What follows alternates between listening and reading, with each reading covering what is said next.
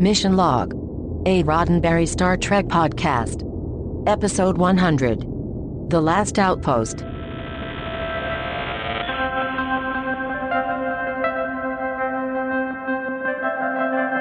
Welcome into another riveting edition of Mission Log, a Roddenberry Star Trek podcast. I'm Ken Ray.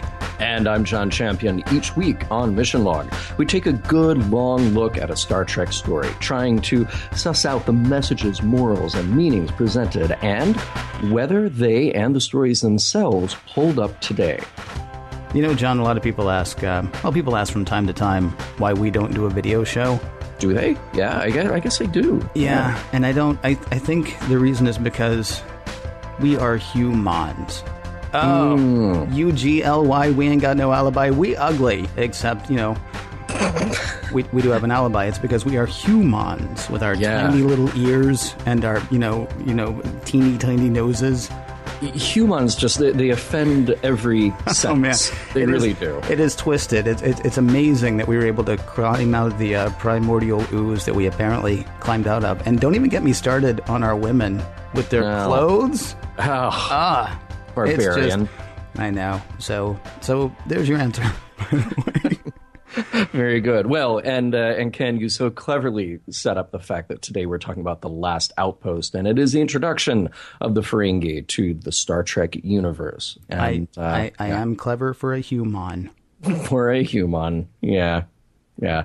That brings us to, where are we now? We're at the fourth episode in the first season of Next Gen. And, as I mentioned, our introduction to the Ferengi, and actually one actor who we will see play a Ferengi later on. And it's just a rip-roaring good time of an episode, right? Well, we'll find out a little bit later. So, you know, there are probably people who already want to tell us right now, and of course they can't because, you know, we're in the middle of something, but if they do want to tell us at some point what they think of this episode or any other episodes, or, you know, just their general thought on humans, there are a number of ways to get in touch with us. Facebook, Skype, and Twitter. The handle in all of those places is Mission Log Pod. They can, of course, call us. Actually, why didn't I tell them? You can, of course, call us, 323-522-5641. You can email us, missionlog@roddenberry.com. We have two cool places for you to check out online. There's, of course, our website, missionlogpodcast.com, and we are proudly featured proudly, on trekmovie.com. So lots of places to listen to us there. Remember, we may use your comments on an upcoming episode of Mission Log. Ken, I can't wait to get into trivia for this episode. I can't wait to get into trivia either. Awesome. Well, here we go. We have to get one thing straight right away. Okay, since this is Mission Log and we are playing by Mission Log rules, this is the first time we have ever heard of or seen Ferengi. And hey, as far as we know, this is exactly what the fearsome Ferengi will be like forever, assuming that they keep coming back. And we assume that they will come back. We don't know, but we assume. And after all, it was intended that the Ferengi would be the big bad, the main adversary for all of TNG. Is that kind true? Of the way that kind of the way that the Klingons would have been and were the main bad guy for TOS. Next Gen would have had the Ferengi. That is so fascinating, and we have to come back to that later. We will. Now, I did mention that we have at least one actor who shows up again. Armin Shimmerman appears here as one of the Ferengi. He is awfully good, and I sure hope that he gets to do more Star Trek later on. That would be very nice. Ferengi, by the way, is essentially the Persian word Ferengi, excuse my Persian, which means foreigner, or more precisely, it means European. So that is a little play on that word. Now, this episode, The Last Outpost, was written by Herbert Wright. He has a total of 4 writing credits for Next Gen, and he did a rewrite on David Gerrold's Blood and Fire, which was never filmed until much later by the independent series Star Trek Phase 2, a.k.a. New Voyages. The original story draft was by, and I know that I'm going to get this wrong, Richard Kresmine. Sounds good. This is his only filmed Star Trek credit.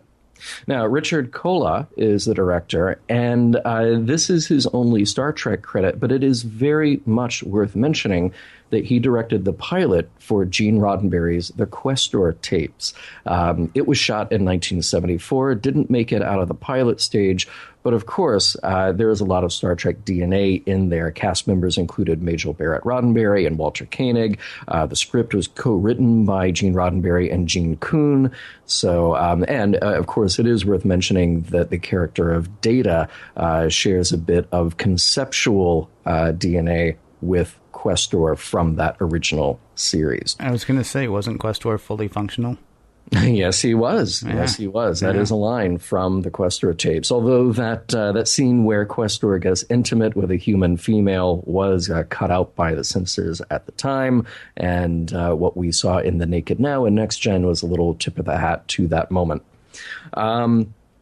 A couple of things that show up in this episode. The Chinese finger trap. Well, I was kind of intrigued by this, Ken, and I discovered that it is either an ancient test imposed by Chinese emperors on courts and members of their courts, or it is a silly gag sold by toy shops starting around the late 19th century. So one of those or the other, or somewhere in between. You can make your best guess. The Art of War now, and that is not in question, by Sun Tzu, 6th century BC. It is not just a thing that you would find on the desk of every executive and lawyer in the 80s and 90s. It is known for its detail and logic. It's a text that requires thorough analysis of the enemy, as well as a terrain and all environmental conditions. It places a very high value on quick, decisive victory for minimal economic loss, and it sees war overall as a necessary evil. And one actor they do want to point out here, Daryl Enriquez, a prolific character actor. He plays Portal 63 in today's show. We have seen him before as the Romulan representative in Star Trek VI. And he was also in one of my favorite movies, The Right Stuff, playing the reporter from Life magazine. I got to say two things about him really quickly. Yeah. Maybe it's my Apple News life that I live and the other part of my podcast living. Mm-hmm. Dead ringer for Angela Arentz in this episode. And if you don't know who that is, look it up and then watch the episode again. You'll be like, wow, I can't see anything else now. Nice. And the other thing, Portal 63, that's my level 42 cover band.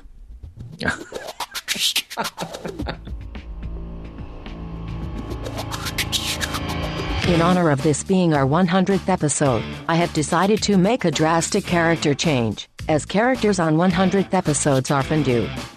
I am either going to quit my job and open that little bar or shop I've always dreamed about, or I'm going to have a child. Find out which, after this.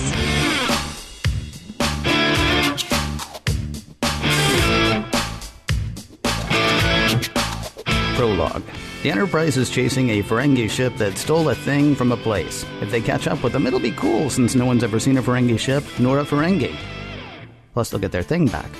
Angling through a nearby solar system, the Enterprise reads a power surge on the Ferengi ship. It fires twice on the Enterprise, doing next to no damage. Captain Picard decides to not return fire, but instead to fall back a bit as to not spook them. But the Enterprise does not fall back. It's pulled closer to its opponent, apparently by some unknown weapon wielded by the Ferengi. And suddenly the Enterprise is losing power on every level. It appears the Ferengi have the Enterprise trapped and helpless. Act 1. Things seem to have gone from bad to worse during the opening credits. The bridge can't even get in touch with engineering. Riker and Geordi go down to see what's what down there. As for the Ferengi, Deanna Troi, ship's counselor and super empath, can't even get a read on their emotional state. If they can drain the Enterprise of power and shield their emotions, they may be much more advanced than the Federation has suspected. Quizzing Data about them, Picard and crew find little is known about the Ferengi. The best analogy Data can find is Yankee traders, people who sailed the seas looking for new mercantile and territorial opportunities, occupying themselves with profit above all other motives. Down in engineering, Geordi and Riker think they figured out a way to escape the almost constant tug of the Ferengi ship. Their idea is neat, though ultimately doomed to failure. We won't spend nearly as much time on it as they do. When they think it's going to work, though, Picard gets a little blustery. "Oi, Ferengi, give us back that thing you stole." Comms closed, the captain and his first officer are feeling some pretty good feelings about what they think is about to happen. Sometimes, Picard muses, the best way to fight is not to be there, because their plan is to bolt. Riker agrees, saying, "He will triumph who knows when to fight and when not to fight." Ah, Sun Tzu. Then the Enterprise pulls what might have been called the LaForge maneuver. If it had worked, they go nowhere, though, and now something is reading every file the Enterprise has in its memory banks. Can the Ferengi be that advanced? Counselor Troy says, "Hey, we've been paying so much attention to the Ferengi, we haven't given the planet that we're orbiting a bit of thought." What would Sun Tzu say? Picard pulls senior staff in for a quick what should we do conference. Yar and Worf surprise everyone by saying they should fight. Picard shoots the shooting idea down. Troy says they should talk to the Ferengi, only this time say something interesting. Picard goes with the interesting conversation idea.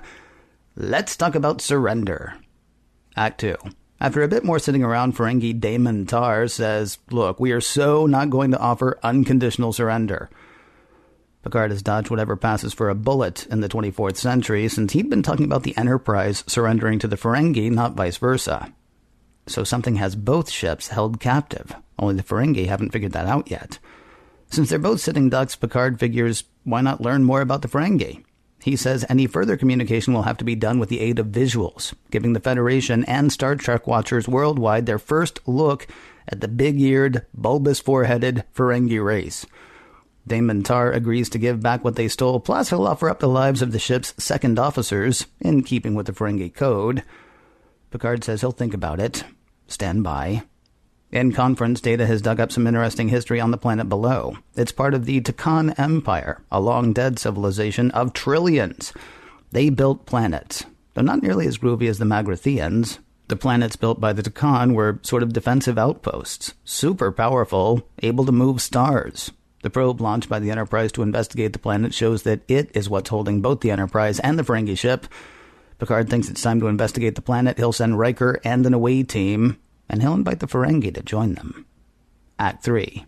Power on the Enterprise is dropping to critical levels. The Ferengi are a bit perturbed that Picard Captain tricked them into thinking that they were the cause of the trouble. The Ferengi know it's the planet below that's holding them. Picard suggests they investigate together. It takes a bit of dickering, but they agree. They'll each beam down to prearranged coordinates, the Enterprise using its transporter, the Ferengi using theirs. Riker thinks the whole thing smells fishy, a feeling seconded by Troy. So he's headed down loaded for bear with Yar, LaForge, Data, and Worf. Oh, and when they get down there, there may not be a way to talk to the Enterprise and there won't be a way to get back. Okay, thanks, energize. On the planet, no one ends up where they're supposed to be. No member of the Enterprise away team, anyway.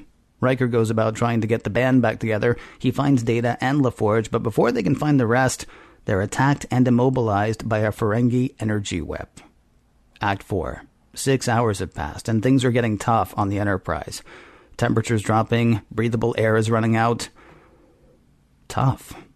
On the planet, the away team is still unconscious, including Worf, who the Ferengi are dragging onto the scene.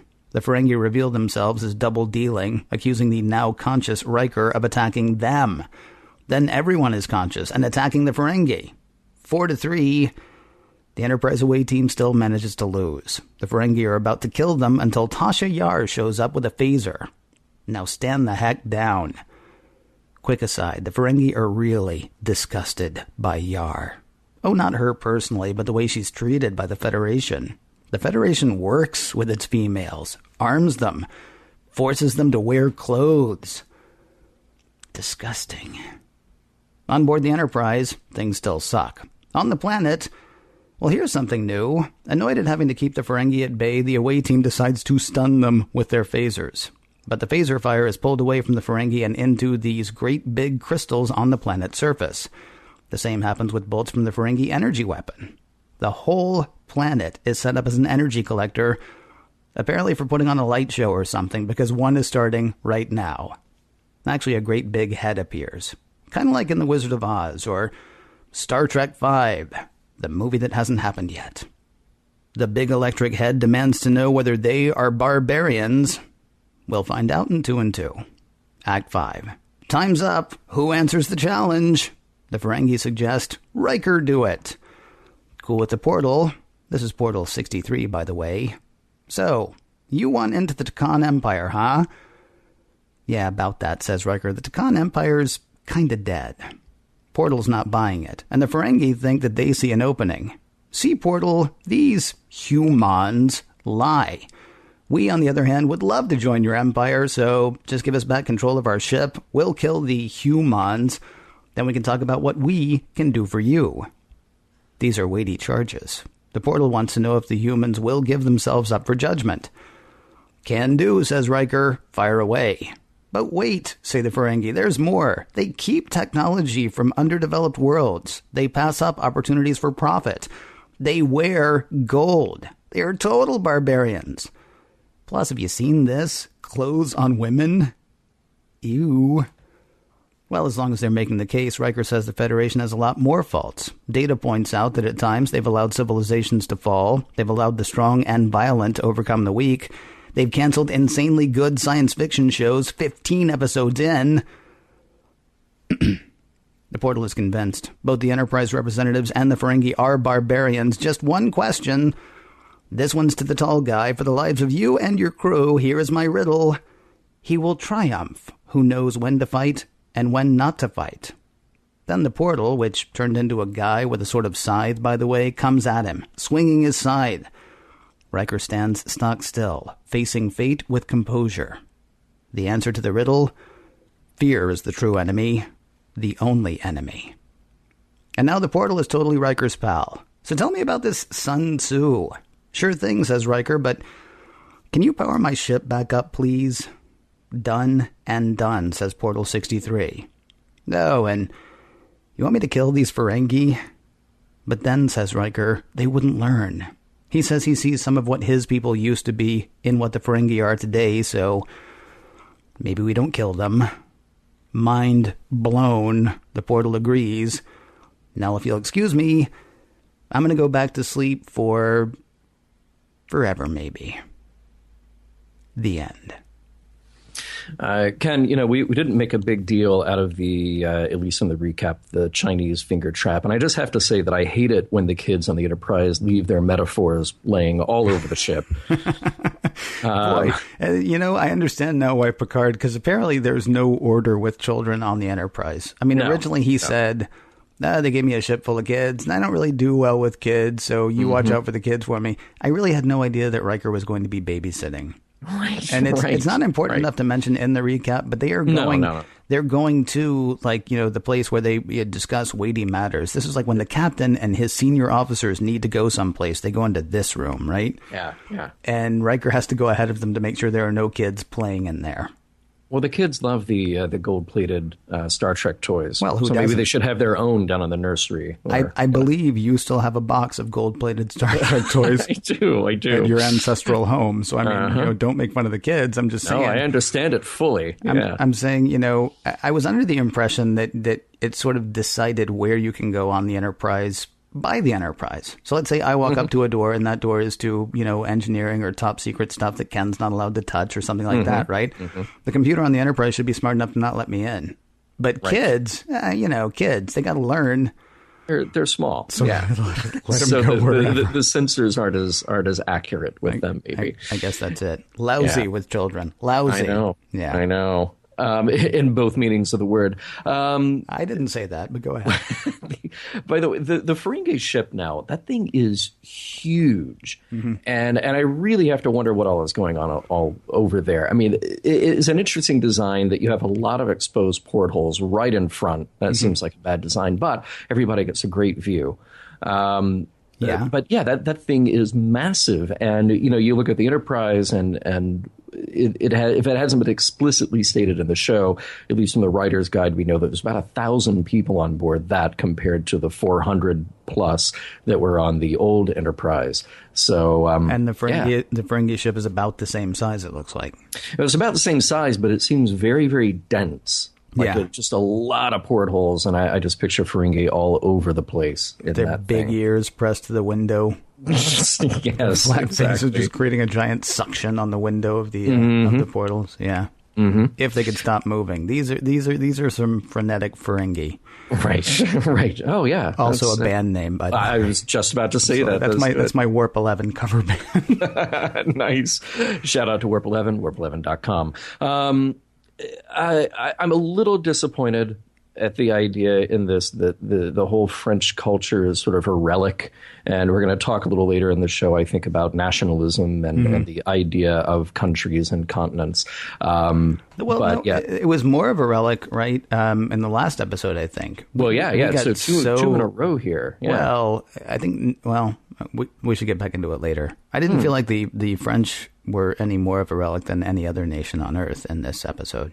Oh, yeah. No, I'm just saddened by that because I love their food. Oh, just the French. Okay. Well, sure. Yeah, but Captain Picard swore. I know. He said in French what cannot be said on family-friendly TV in English. Well, there are many things that can be. He didn't say them all. No, but no, he didn't go through the list, the George Carlin list. Yeah. But he said a big one that cannot be said. He got one of the ones on the George Carlin list. He did. Yeah. I was really a little surprising. Yeah. And it's not loud. He's not like running down the halls yelling it. But he's not throwing it against the wall or like everywhere he goes, if that's the kind of thing you're talking about. No, but yeah, it was really weird. That's like, yeah. And also, I mean, I guess they were trapped, but that really does step it up a level, right? It does. Because anybody, although, Data said that it was like a dead language last episode, so maybe nobody knows it. Maybe he's the only one who does. That makes me sad, too. Yar and Worf still very much the shoot first multiple times in this episode. And interesting, again, that in an episode of Star Trek this early on in Next Gen is another situation where the violent answer is the wrong one, and it's the top of the org chart that is basically having to lay this out again. No. Put the phasers down. How many times you remember what happened last time you did that? You got frozen. Although I will say I do like the sort of, fight or flight, but have you considered fight and flight?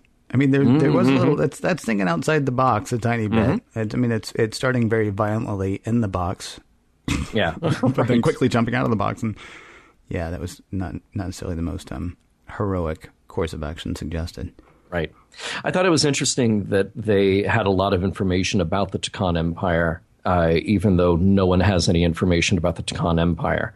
It was kind of cool. I thought the visual effect was great. That in the conference room they brought up that kind of 3D hologram, which, again, in 1987 on a TV budget is a great looking effect. Yeah. You would think that for all the information that they had, and very specific information, like here are the dynasties, here's when they died out, but that they would also say, and by the way, that planet has a portal on it which can entrap ships and suck the energy out of them, so stay away.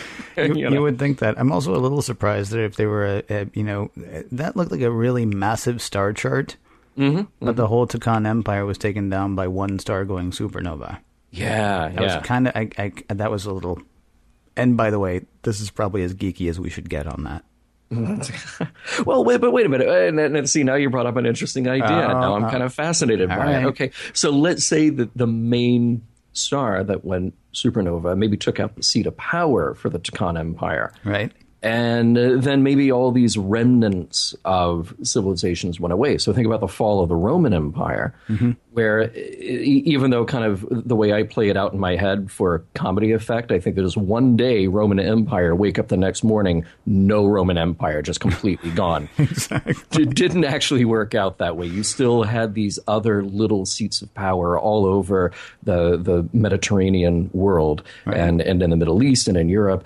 And it actually took several hundred years for that to kind of come apart. Well, now I want to read the novel because, I mean, here's the thing. It's possible that the Takan Empire sort of, ran roughshod over the rest of the systems. Like maybe, like everybody didn't have faster than light capability. Wow, we really should have stopped this like 2 minutes ago, So you're right. It's so very interesting, though. Yeah. So when the Takan star goes supernova at that point, then the people who had... Yeah, we enter sort of an enforced dark ages. Well, we as, citizens of the Takan Empire. And then we just, write down stuff in our little books, and maybe someday some android somewhere will be able to scan it from someplace and tell us everything about it. Right. Are there books people will write to us and tell us if there are books. Are there books about the Khan Empire? And if there aren't, hands off, buddy. That's my property now. It'll happen. Speaking of books, Riker is very much ready to judge this book by its cover, and pretty much everyone agrees with him when we're talking about the Ferengi. And he actually says it, which I thought was interesting. Normally I'm not one to, jump to conclusions here, but I'm ready to jump to a conclusion. Yeah. We cannot trust these things at all. And when I say things, I mean Ferengi. And by Ferengi, I mean things. Yeah, no, yes. they do pretty much show themselves to be double dealing right away. Not right away. So, they stole a thing. They stole a thing that didn't belong to them. So already, that's a decent reason to not trust them, I suppose.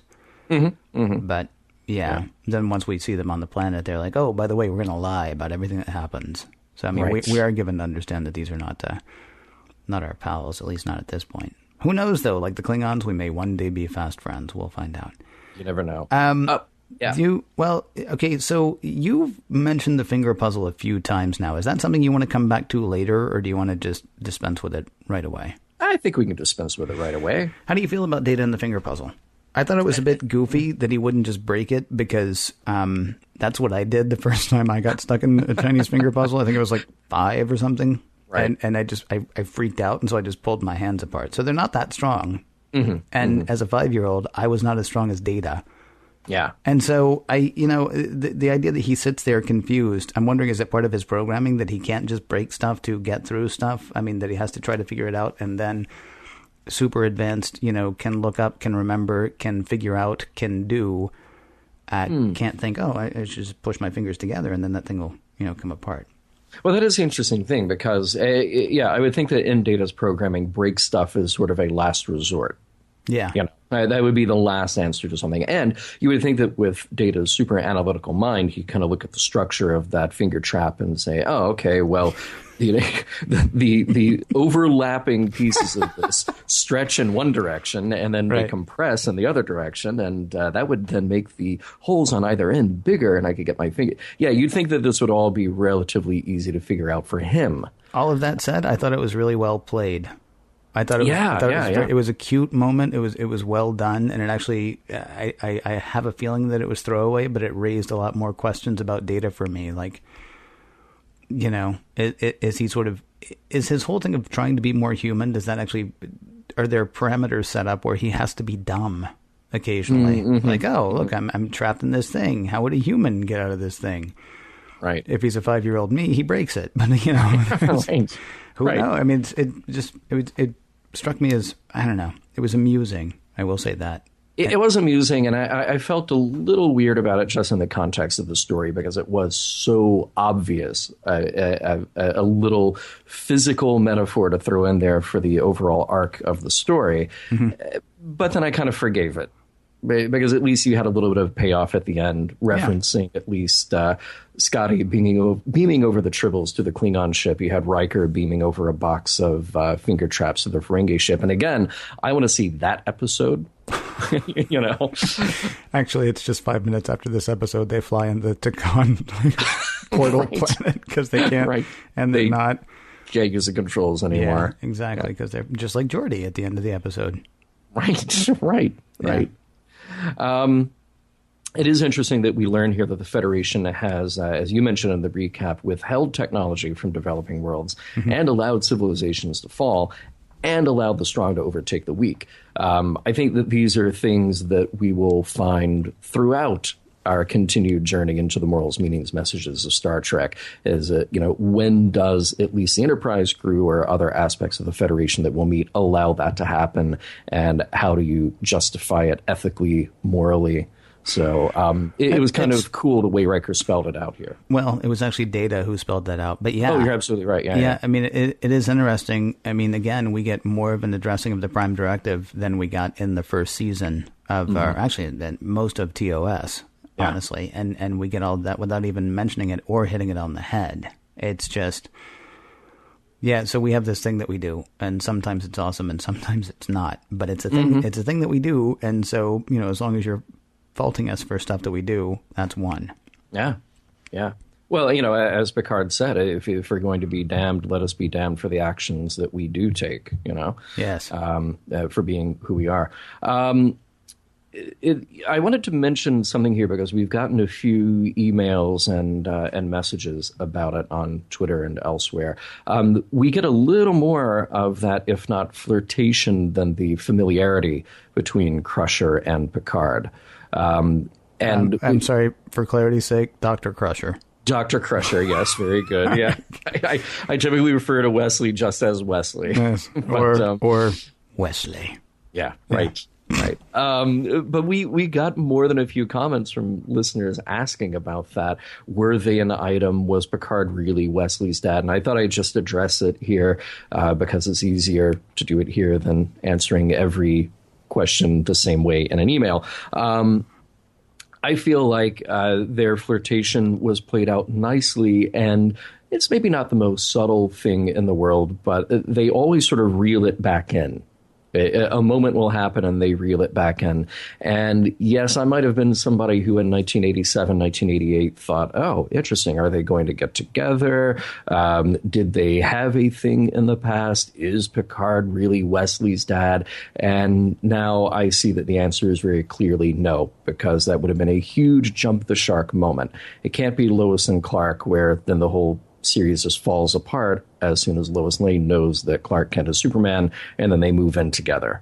I gotta say, I don't think it's decided to this point whether they had a thing in the past. It's obviously have feelings for each other, but I mean, you can easily explain away any paternal feelings Picard has for Wes by the fact that he brought his dad home, in a bag. I mean, so it's not. I guess I get people maybe wanting that, and I could certainly see that there's got to be a boatload of fan fiction about all of it. I know, right. But I think it's a much more interesting and deep and nuanced idea that Picard lives with this thing, this idea that this tragic event that he basically bestowed upon this family. And then that informs their relationship from that point out. So if Picard really hates kids and doesn't want them on his ship, well, here's a situation that twists that around, that really makes him re-examine that. I think that's the more interesting road to go down instead of just say, and then they fell in love. And you actually just used two words that I was going to say. This is also a chance for Picard to constantly examine the road not taken. It's in his face. I mean, you had I guess you kind of had Kirk doing that in, was it The Enemy Within? I know I keep referencing that one where he's like, oh, I've got a ship and I want a girl, but, the ship's my girl and I can't go on walks on the beach and, all that stuff, right? So, I mean, he kind of considers it for a second, and I guess you could say he's considering that because Rand is there, but, I mean, what you've actually got is Picard's alternate history walking around the Enterprise. Yeah. Right? He could have been married, he could have had a kid, and right there is what that could have looked like. Right. Huh. All right. Well, I'm still this guy, but wow, look at that. Okay, but I mean, there's an interesting. There is the potential that he can examine what might have been as he goes about his business, as opposed to living to be like an 80-year-old guy going, "What the heck happened?" Yeah. No, I think that's why that's such a good choice for how that plays out. I got to ask you one other question.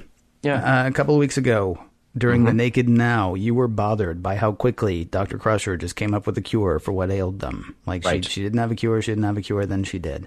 Yeah. Right. Were you happier this week spending a ton of time on a solution that ended up not working? Are you talking about the breakaway to warp? I'm talking about the LaForge maneuver, yes. Yeah. Which, by the way, they only say that now to razz him. They only say that now to upset him. Why don't we try a LaForge maneuver? Stop it, you guys! Right. It was a good idea. Yeah. Right. Yeah. No, here's what I did like about that, actually. I mean, it plays out a little weird. I'll give you that, yes. But here's what I liked about it, is that we got all of that technical action and stuff on the ship out of the way. And we did it early, like Act 1, Act 2, and it's just done. And then we realized that the actual story takes place elsewhere. So I like that little bit of a fake out. It is a good dramatic... that thing. I because I can't think of the right word for that right now. Well, yeah, I mean, the idea, and had it worked, oh, look, they get away. Oh, look, now there's going to be a chase with the Ferengi if they get away. It might end up in a firefight. It could have been all those other things, but I like to fake out that it's actually something else. Well, it also really illustrates their hopelessness. I mean, it would be much weaker, and I think we actually did this a couple of times in the original series as well. It would be much weaker to go, well, there's just nothing we can do. Yeah. I mean, because... But there was nothing they could do. But to see them, come up with an idea and try, I mean, that actually adds to sort of the hopelessness of their situation. It just kind of amused me that it's like, oh, look, we're going to spend some time going, it's not going to work. The short answer to your question, yes, I like this much better. The thing that bothered me about the Dr. Crusher moment was just that we talked about it. She said, oh, yeah, well, I found this thing. Or Picard, actually. No, is it Picard? Yes, Picard. Absolutely. If people want to hear what bothered you about The Naked Now... they can go back and listen to The Naked Now. Highly recommend they go back and listen to The Naked Now, indeed.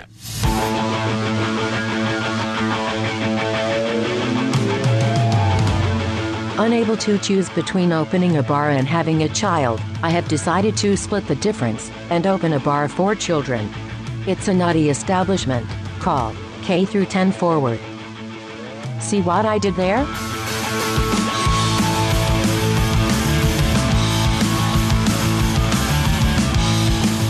Ken, in the last segment, I talked about how we got some listener feedback about the Picard and Crusher relationship, and yes, Dr. Crusher relationship. And we had another listener who brought up something that I thought of just immediately upon watching this episode for the second time. Immediately later. I like it. Yes, immediately later. Something that this episode gets very right, like in Encounter at Farpoint, is laying out the explanation for what kind of people we are in the 24th century, what our values are, how we are to behave when we face the unknown. And I was really into that the first time I saw The Last Outpost. I thought it was cool. Riker gets to have his moment kind of doing the Kirk speech with the portal.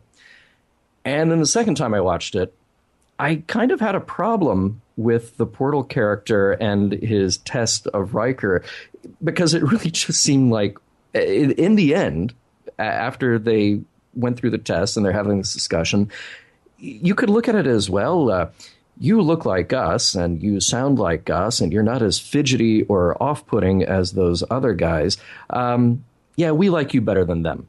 And the way that our listener put it was in terms of Star Trek VI, the dinner table scene, that this seemed like a Homo sapiens only club, as the Klingons described the Federation. And that gave me a little bit of pause. Well, except they don't look like them. That's the thing. It was a weird sort of throwaway line, but now that you mention this, it actually means a lot more. When the portal goes from being just a big electric head to being a guy standing there, he actually looks down and says something like, oh, bipedal, interesting, or oh, bipedal, great. I can't remember what it was, but I got the impression that he was actually being built based on the people that he was facing. Oh, see, I did not take away that impression at all. The bipedal line I thought was coming from one of the landing party away team or the Ferengi. I didn't get that as coming from the portal. See, because I thought the portal was looking down at himself, sort of assessing like who he was for this particular incarnation, or what he was for this particular incarnation. Well, see, and I will say that even furthermore, I thought that the portal is a device, and the big electric head, which I loved their early work in the 70s. My ELO cover band. Yes, the big electric head was the device.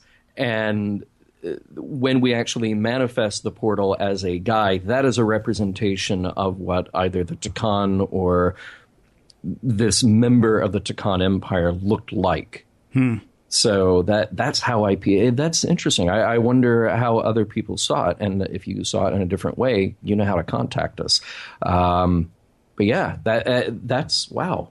Yeah. Wow. I mean, maybe I'm reading that wrong, but that was the impression that I got. Of course, it doesn't make any sense then why he has sort of a human face when he first shows up. Right.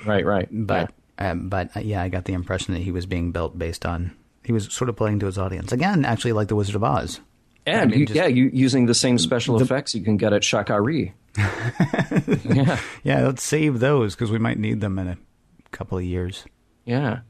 So that was something that I thought was kind of... our listener brought up a good point when he said that, because it did seem like, well, here's the test, and you're like either going to fail the test or pass the test. And had it been a Ferengi, the Ferengi would have jumped on him like the feral animals they were portrayed to be in that original skirmish with the away team, which I found to be kind of amusing.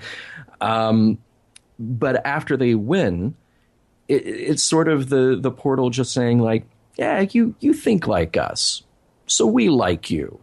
We don't like those other guys. Hey, we don't like those other guys so much that if you want us to destroy them, I'll do that for you. So it was, and thankfully just Riker... part of the package. Yeah. And thankfully Riker does exactly the right thing, which is to say, no. Yeah, let me tell you a little more about us. We live with the consequences of our actions, and we'll hold ourselves to that standard, even if it means that they are dangerous and continue to be a threat. Mm-hmm. So, yeah. Well, yes. It's so weird. I mean, that's such a Star Trek idea that it almost seems like not even worth mentioning. Yeah. I mean, but I guess it is, especially because there would be people who it would have been new to at the time, and certainly today. I mean, it's probably actually more of an important message today than it was in '87 when this was airing, because there seems to be, as you and I record, there seems to be a little bit more hostility towards the other, whoever the other happens to be, and not the worst that we've seen in our history, but give it time. It's kind of. Yeah, so I mean, it is an important message. What's weird is it's a message that's so steeped in Star Trek. I mean, it's the Baylock thing again, right? Baylock's going to kill us. Baylock is almost dead. We go back and save Baylock because that's what we do 80 years before this happened. So now, even though the Ferengi, were perfectly willing to let the Takan portal kill the Enterprise, or perfectly willing to kill the Enterprise for the Takan Empire, we're still like, yeah, that's, we might have done that at one time, but we're better than that now. So, let it ride.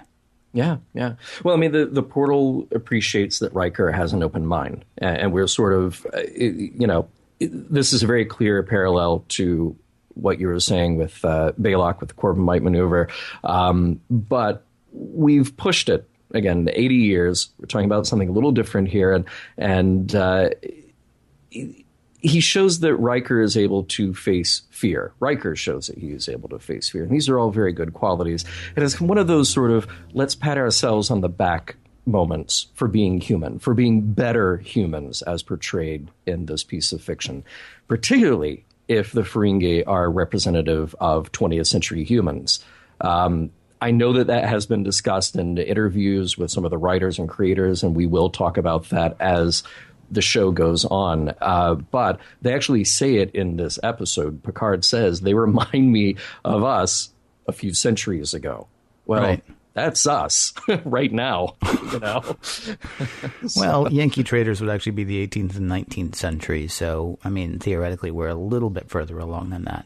Well, theoretically, but that's another thing that I picked up out of this episode, that is not necessarily a message, but the point of view here is anti-capitalist when you come from the Enterprise.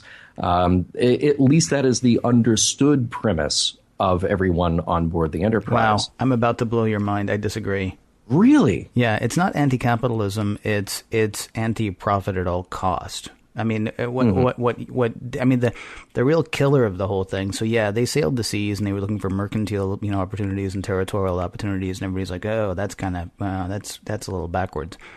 But then Data says, but their real guiding force is caveat emptor, buyer beware, and then it's like, oh no, you didn't. And that's at that point they're like, oh, okay, I understood like trying to make a buck, but trying to make a buck by getting it over on somebody. No, that's okay. Now they've gone too far. So it didn't strike me as 100% anti-capitalism. This from the guy who always says there's no money in Star Trek. It did not strike me as it being completely anti-capitalism, but not being a jerk. It did seem to me was a big part of it. Sure. Yeah. We are clearly saying that the Ferengi's attitude is wrong. Yeah. Not just for making money though, for making money at all cost. No. Yeah, I get that. But I do think that as they're having that discussion on the bridge, they're basically looking at meaning us in the 19th century, 20th century, what have you, as that, say, overemphasis on capitalism as being wrong. And look how much better we are now for not being that. So, yeah, it may just be a matter of degrees.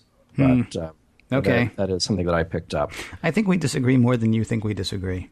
Yeah. It didn't really strike me as that much of a message. I mean, it seems to me, if we get an examination of the Ferengi going forward, and who knows whether or not we will, but if we get an examination of the Ferengi going forward, I mean, that might be a bit more of a nuanced kind of thing. I mean, to me, it was just kind of the profit at all cost as opposed to profit thing. Yeah. Honestly, I want to agree with you because, but I can't on this one, I think. Well, and I feel like they also get I brought this up earlier a little bit, they get in a swipe at nationalism. No one understands the idea of Uncle Sam or the red, white, and blue. And this is really interesting that we don't understand nations necessarily in the future, but we do have still some kind of regionalism of some sort, or at least a respect for history. You know, Picard has an accent that is English. He has a French name. Right. Picard also curses like a French sailor. He does. Yeah. He's got that. Riker is aware that Yankee traders are his forebears. Right. People to varying degrees are aware of their histories, but they aren't aware of the idea of nations being a thing and being a place that is bounded by a cultural and political identity. And it's a little vague here. Well, I mean, I'm wondering, do you think that's true, or do you think it's only true because we're dealing with a bunch of people from Earth? I mean, Data knows about all of it. Yar is not from Earth. Worf is not from Earth. It's quite possible that Worf would be, having grown up in Kapla village, right? He might actually be like, oh, yes, Kapla. I get. Our colors were, of course, the blood of an elk and the blood of, whatever passes for an elk on Klingon. Whatever. I'm not. My Klingon lore is bad. My point is, though, they may understand nationalism, but this actually goes back to the Homo sapiens club, except it's just an Earther first club. I do love the fact, though, that even Picard is like dumb. Not dumb about it, but he's like, oh yes, the United States used red, white, and blue, whereas the French, we use blue, white, and red. Well, properly. Yes, yeah. Right, because that's. Yeah. Well, I guess, okay, wait, to that point. Really quickly, though, he's also taken down a notch. Forgive me, I just realized he's also taken it down a notch. Like, so he's standing there waxing rhapsodic about how fantastic France is, or how fantastic the French were. And Data's like, yeah, and the Italians use these colors, and the Germans use these colors, and and Picard's like, shut up. Yeah, we're not talking about that. France, okay, France. Never mind, let's just go on. Yeah, right. Even their nationalist moments, because actually they both kind of get their comeuppance on that, right? Because Riker's like, oh, Yankee traitor, I like the sound of that. And Data's like, no, you don't. You right. I understand what you think you do, but he doesn't mean it in a good way. Right. And then Picard's like, yes, me. And Data's like, and everybody else. And Picard's like, fine, no one then, let's go on. Yes, right. Yeah, maybe to put a finer point on it. So let's just say that it is a non-Earth or non-Earthling misunderstanding. That someone from the outside looks at Earth and go, "Oh, yeah, it's Earthling. They're human beings. They're this one thing." And maybe if it's like you or I, and you go to a country that you've never been to before, and let's just say that you've never been to not even a country. Let's just say New York. Let's just say I go to New York City and I have no idea that New York City is divided into boroughs, and each borough has its own sort of identity and its own cultural makeup and its own, even within that tight regional confine, different food. So, and I just look at it and go, oh, it's New York. This is all part of New York, and those are New Yorkers. And somebody from Queens goes, no, I'm from Queens. They're from Brooklyn. Yeah. I can't believe you're actually going to New York for this. You're from the South. I am. I am also from the South. Yep. And people think that means one thing.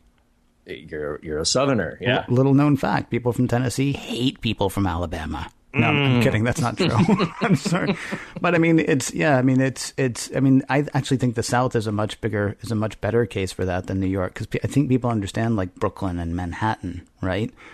But south of the Mason-Dixon line, and even as far as Kentucky, I would say, people look at the South and go, "Oh, the South." And now they think they know everything about you, which is not completely true. Unlike people from New York, who are, of course, all exactly the same. Yeah. But I am interested to see how this plays out, because I know that as these shows go on, we will learn more about the histories and ancestries of these characters and characters from other incarnations of Star Trek.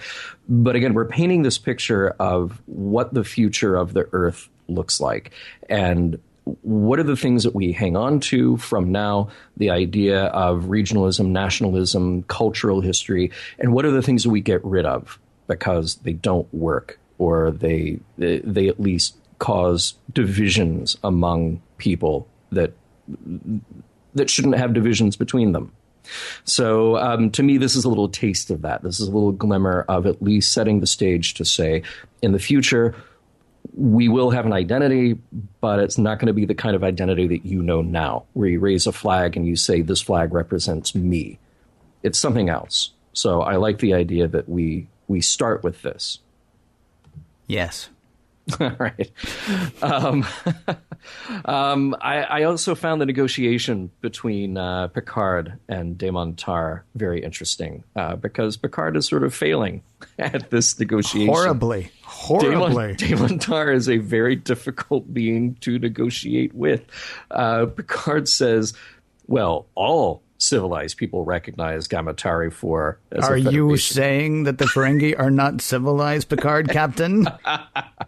And then just Picard step says right into that. I know, right. and then he says, well, they stole this device, to which Damon Tar said, now you're calling us thieves? Well, yeah, Picard is calling you a thief. Man, is that difficult. Yeah. But then they just have to find the common ground of, look, if we don't work together, neither of us get out of here. Okay, on that we can agree.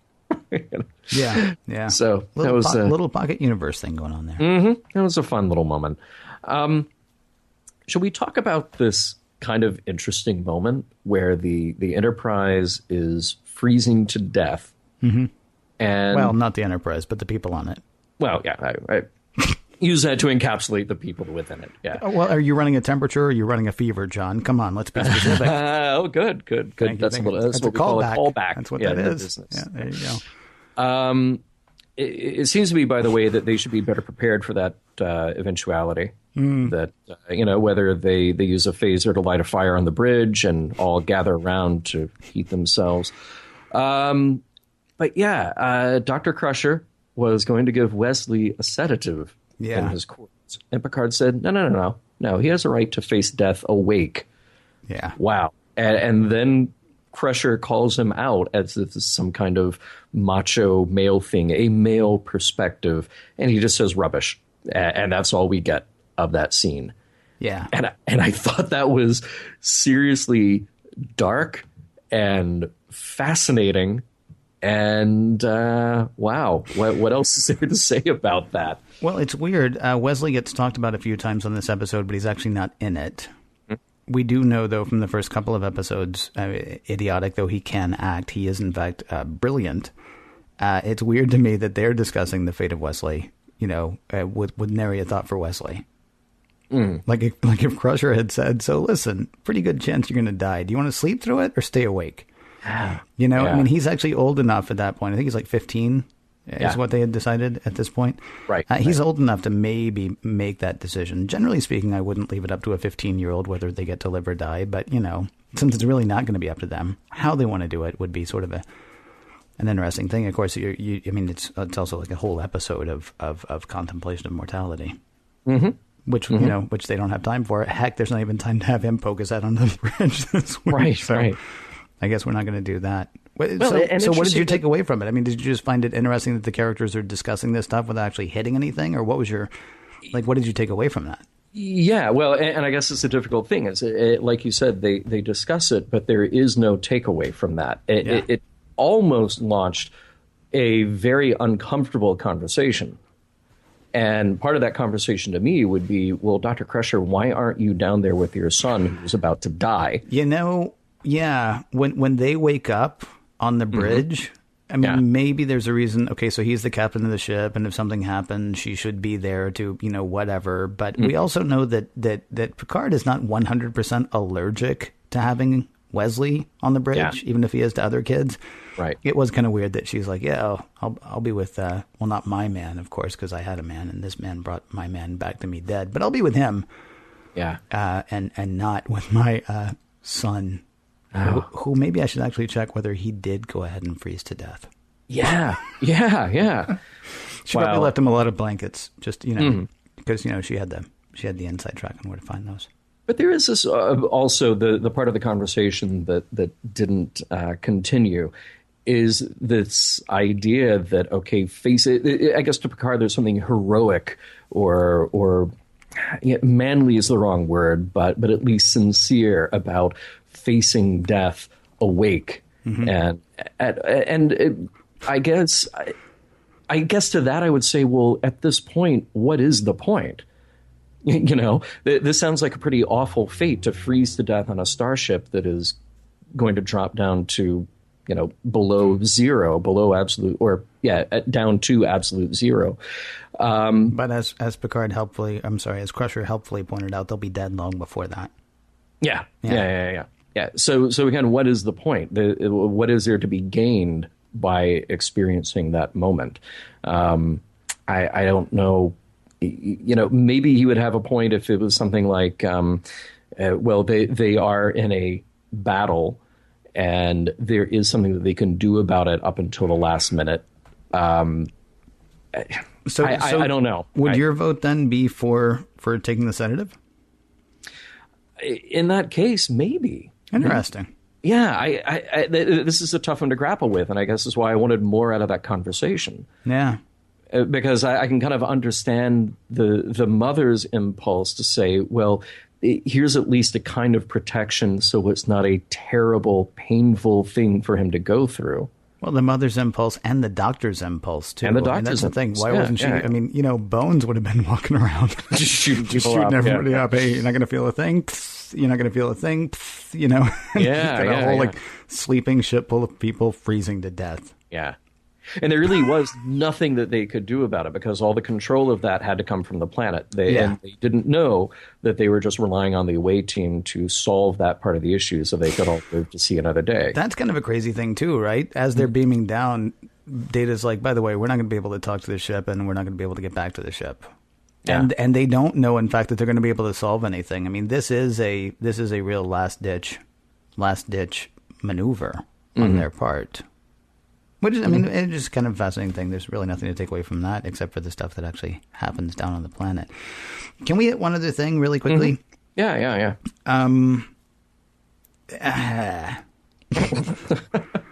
Let's talk about Worf. Okay. And not his trigger-happy nature, because that's Klingon, and what are you going to do? Yeah. I sort of wish we hadn't watched The Undiscovered Country before going into Next Gen. If we had done it the way, you know, by the time thing, then I think it would have been 3 seasons in Next Gen before we got to Worf. Yeah. Or before we got to, The Undiscovered Country. And the only reason I wish that is because I'm not sure how our discussions of race and racism around that movie affect my viewing of Worf and his reactions to things. There were a couple of things that gave me pause where he was concerned in this episode. His reaction to being trapped by the Ferengi was not the reaction of being trapped by an enemy. It was the reaction of being trapped by the Ferengi.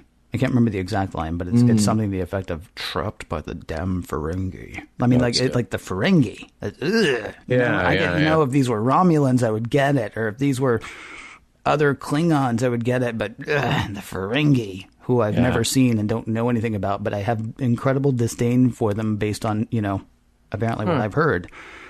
It felt different than being trapped by a regular enemy. It was kind of bizarre to me. But the one that really got to me, though, was when he was fighting the Ferengi. And he calls them cretinous pygmies. Now, cretin, I'm fine with. Maybe I shouldn't be. Maybe I should look up that word. It was the pygmy thing that kind of confused me. And so I did a bit of research. And as we record this in 2014, and when I say research, I read some opinion pieces. I'm not going to say, I went back and did, deep. Yeah, because it's been a week. There's still confusion in 2014 about whether or not we use this word. Basically, what it seems to come down to people is, well, do you find it offensive? Then don't use it.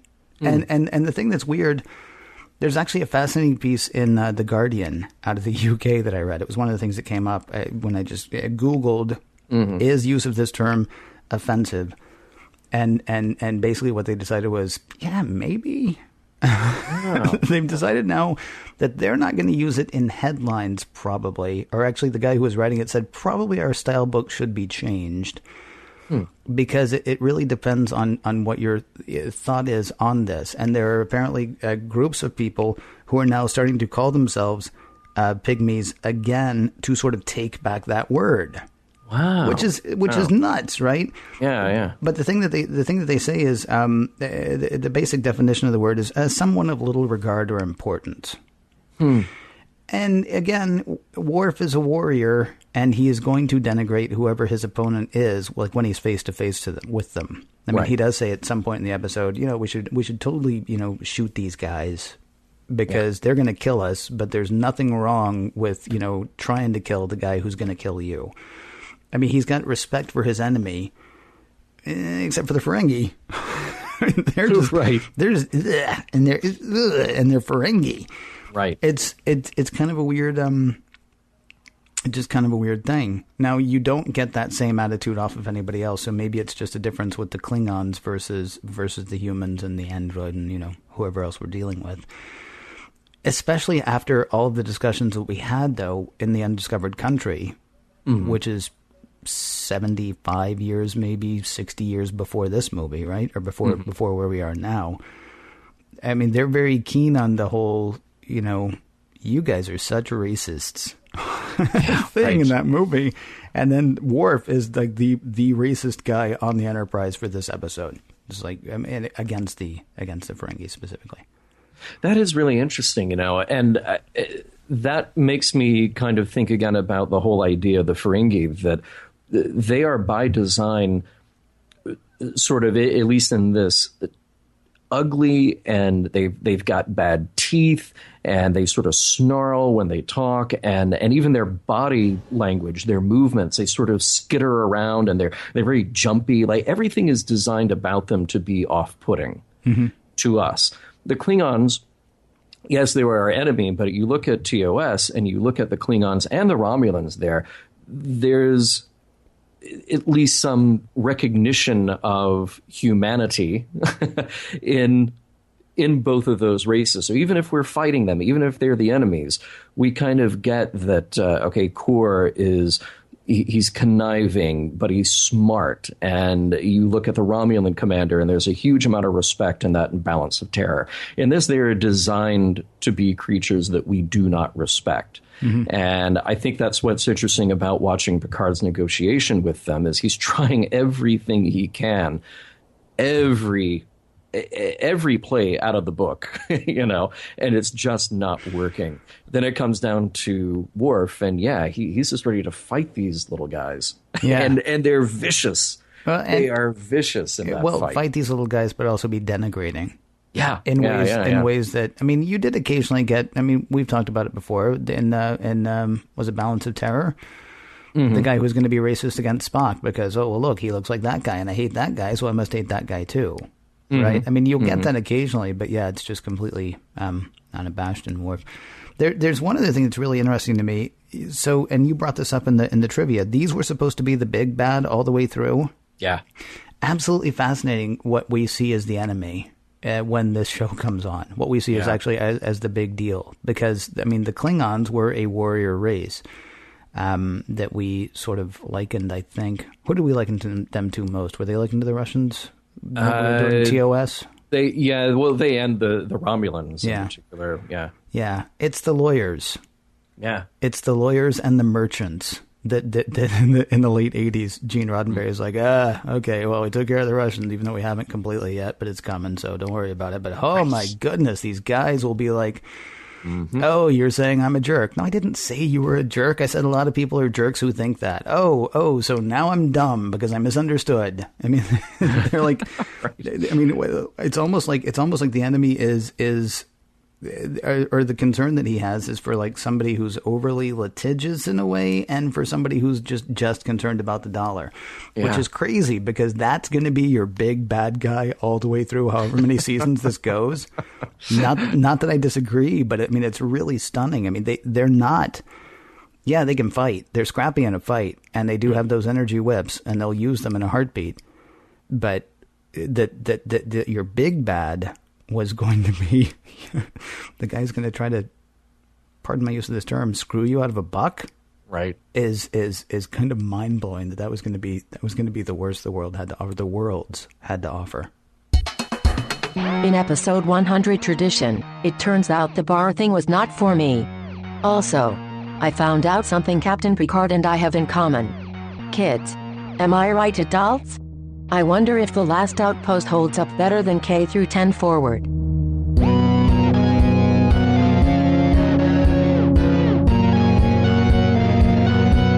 It's that time of day when you can say, what do we take away from this episode of Star Trek? Star Trek The Next Generation this time. This is the part where we, sort of go over the messages, morals, and meanings like we discussed earlier and figure out what we can walk away with. And figure out whether the whole thing holds up. Let's start with that, John. Does The Last Outpost hold up?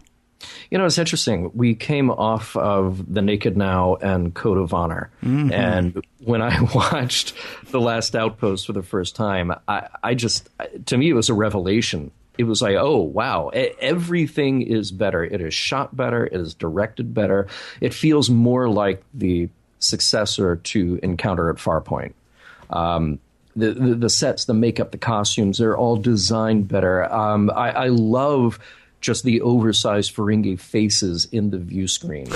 Although it's kind of funny. They're like, oh, there was something about his transmission that was distorted. It's like, well, he was on the camera. Right, right. He was practically... does not keep a respectful distance could from have the bumped camera. One of his giant ears into the camera. That's how close he was.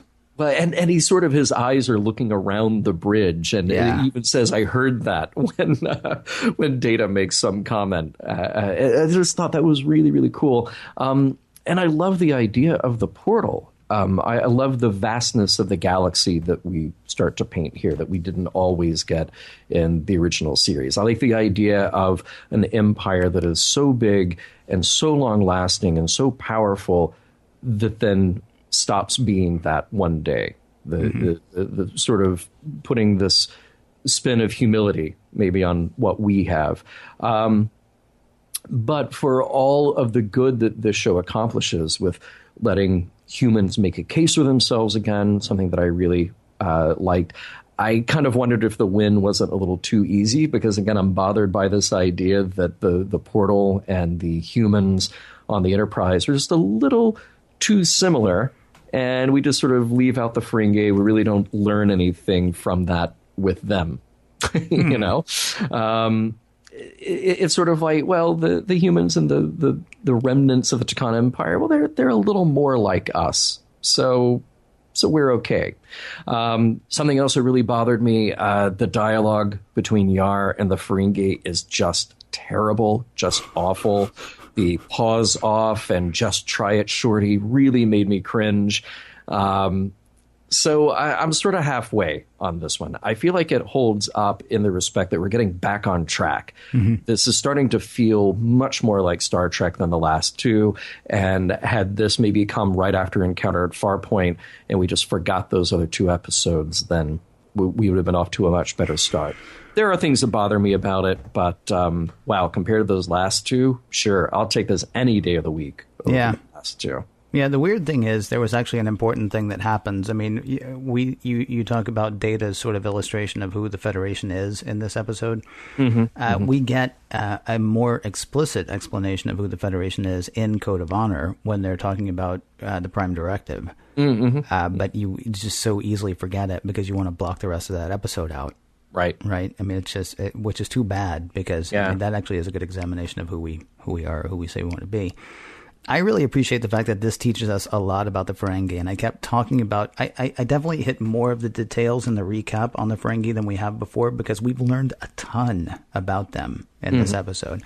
Very obvious that I did not know that they were going to be the enemy, but very obvious that this is a race that we're going to see again. We don't learn nearly as much about the Takan. It's like, oh yeah, these guys were big, and then they died, and now here's this guy, right? Kind of like every other godlike race that we've ever come across in the original series. Oh, yeah, they're these people, and we know this much about them, and it's because we only need to know this much about them. Don't get comfortable with the portal, because he's not going to be around again, right? The Ferengi, on the other hand, we are just learning stuff about them left, right, and center. Yeah. You got a problem with Yar in this episode. I got a problem with LaForge. He is just over-the-top congenial and enthusiastic in this episode. Yeah. If there's one thing I don't like, it's enthusiastic, congenial people. There's just a little too much reading Rainbow coming off LeVar Burton in this. There's a little too much playing to 8 to 10-year-olds rather than grown-ups. And that's not a big thing, except, every like Riker, who, by the way, is not going to become the head of engineering, and LaForge is. Riker's the one who has the idea about, hey, we could do this thing and do that thing, and then we'll get away.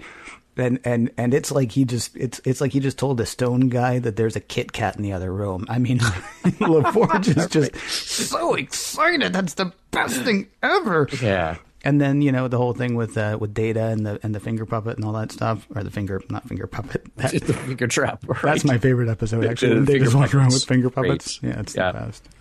Hey, that's a really minor thing. It's just I think, with the exception of Denise Crosby, who we've kind of written off, I think for the most part, like we're going to get her yelling almost every episode. Right. I'm sorry, John. It sounds like my tank has arrived, so I'll try to keep this part short. We know that we're going to get Denise Crosby yelling all the time, and certainly, I mean, maybe it's the direction, maybe it's the fact that these guys are still trying to find their characters. What's amazing to me is I remembered Data. I remembered Brent Spiner being a lot more uneven in the beginning. He's actually fairly nuanced so far through the series, through the parts we've gotten through all 4 episodes that we've gotten through to this point. All of that said, after the last 2 episodes, this episode is just awesome. I like that we seem to be getting a more subdued, more grown-up Federation, and a more grown-up Star Trek in a way. You get the sense that this could be Kirk's organization 70 or 80 years later. Less cowboy diplomacy and more, older, wiser French guy diplomacy with an English accent. Yeah, well said. What about messages here? I felt like there are a lot of messages throughout this episode. To me, obviously the big ones: know when to fight and know when not to fight. See, I thought that was kind of subtle, but it was there. Well, and how about in a different way? Keep your cool if you're being threatened. That's sort of another way to look at that. And exploration and cultural exchange are their own reward. No profit necessary. That kind of goes back to that discussion of, if not just capitalism outright, the overreach of capitalism, the profit at any cost. Picard and Riker both sort of make the point about, look, this is just who we are. This is what we do, and we're not expecting anything in return for it. And hey, how about we're all ugly to someone? Just a matter of perspective. Speak for yourself, pal. What about you? Anything else? I think it was actually a very important idea, the whole thing of paying attention to what's going on around you. I mean, that thing looks like it's attacking you, but it might not actually be the thing that's attacking you.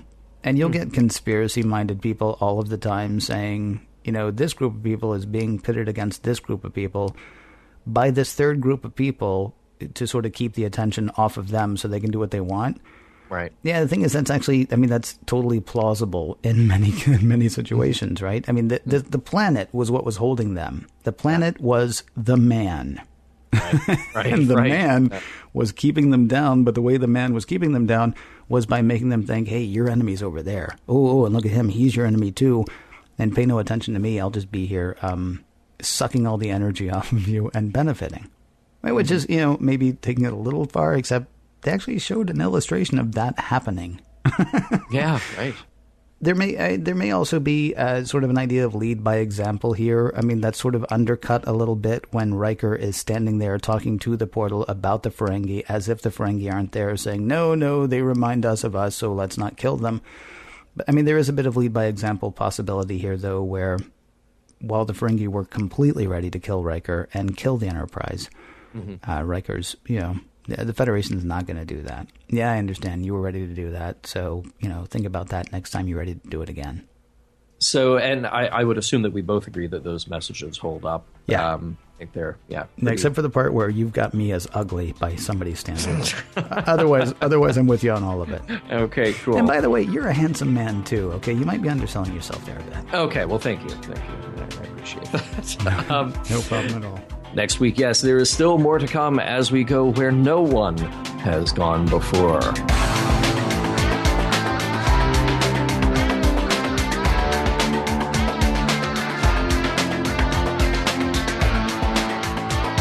Some of the music for Mission Log provided by Warp 11, online at warp11.com, and from the album Messages by Key Theory, free to download at kitheory.com.